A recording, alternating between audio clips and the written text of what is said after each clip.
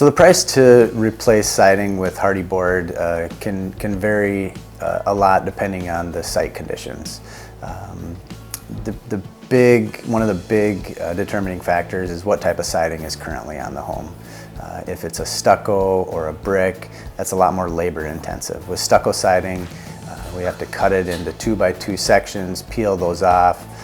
Most of the time there's a little bit of rot due to the stucco not allowing the house to breathe, as well as some other materials, and so those costs need to be factored in.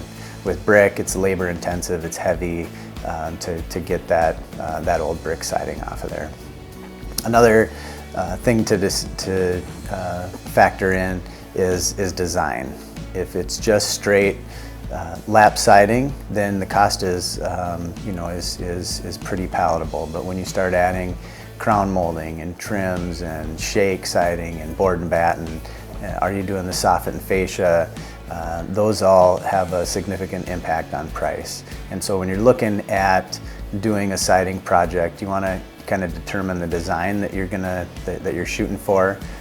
Maybe go shoot for the moon initially, do all the things that you want to, and then have a separate quote for just straight lap siding, which is going to be a lot more palatable.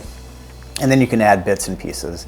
A reputable contractor will break those options down for you so you can see what those different costs are going to be and kind of put together your own package based on the selections that you need that match up with your budget, the style that you want to get out of the home, and what you're looking to accomplish. So you can match budget with the project that you're looking at in an easy way that is quoted that way.